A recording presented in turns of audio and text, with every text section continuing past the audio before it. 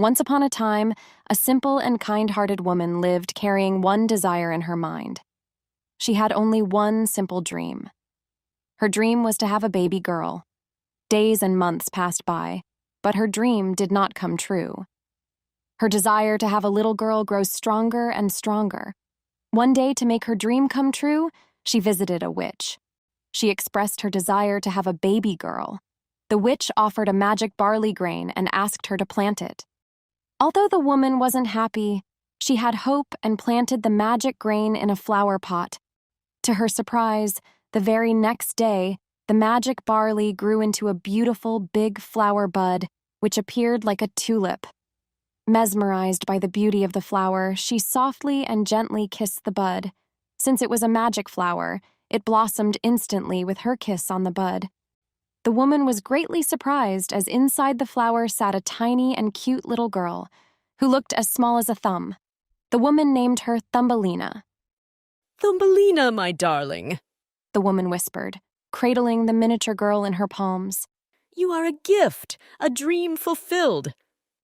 She became a part of the woman's life. The woman provided Thumbelina with everything she needed. She used walnut shells as her bed, petals of violet flower as her mattress, and petals of beautiful roses as her blanket. Days unfurled into a tapestry of enchantment as Thumbelina frolicked in her miniature world, her laughter echoing through the quaint cottage. "Look, Mama, I've made a boat from tulip petals," she giggled, her voice as melodious as a songbird's. Thumbelina played in the petal boat of the tulip and floated on a plate of water. She used 2 horsehairs as oars to sail around the lake. She had a beautiful voice.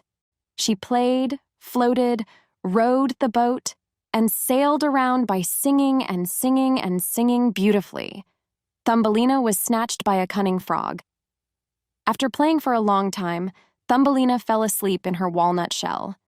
As she was sleeping, a huge frog looked at Thumbelina in the shell through the window.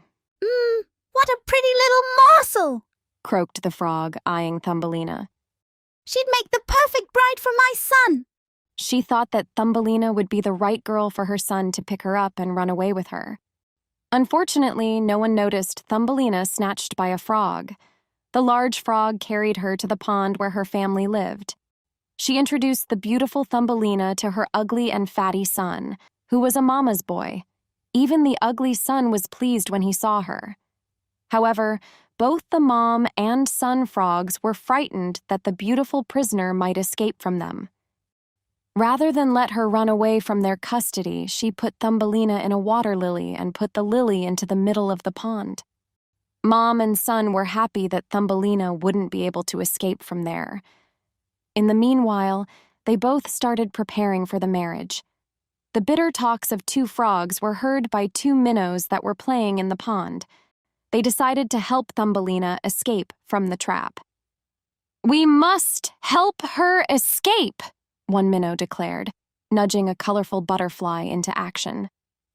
"Let's go," chirped the butterfly, fluttering eagerly. The minnows, with the help of a butterfly, pushed the lily. The leaf, with the lily, floated far away from the pond and Thumbelina escaped. Thumbelina encountered many problems.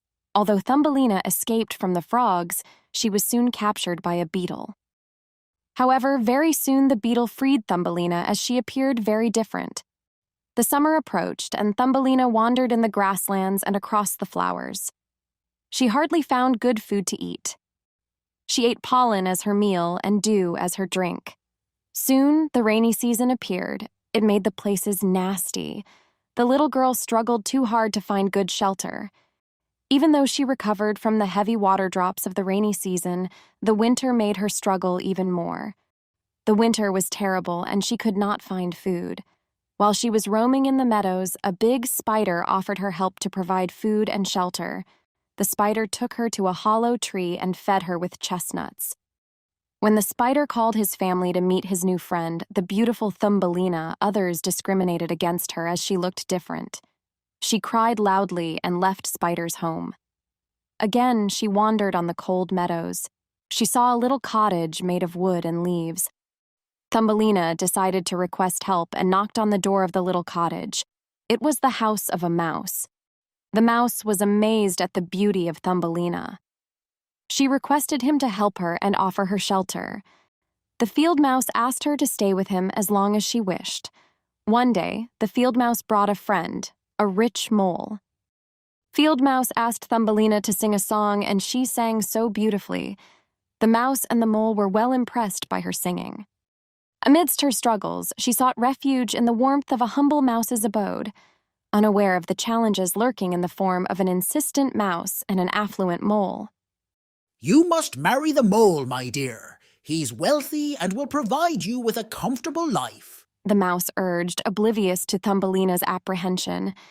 She was thinking and horrified at how she going to live in a tunnel with a mole for her whole life. The field mouse ordered Thumbelina to marry the mole as he was very rich.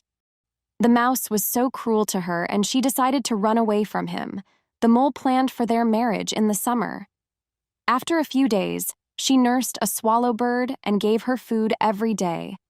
They became closer, and the swallow bird shared her story. Please, tell me of a world beyond these trials. She implored the bird, her eyes reflecting both hope and fear. During the onset of spring, the swallow was completely cured and decided to fly away. She offered Thumbelina to join her. Thumbelina made every possible attempt to escape from the mole by marrying her. Just before the day of her wedding, with the swallow's recovery came an opportunity for flight, a chance for Thumbelina to soar away from impending captivity. "Come, Thumbelina, take my wing," the swallow coaxed, sensing the girl's inner turmoil.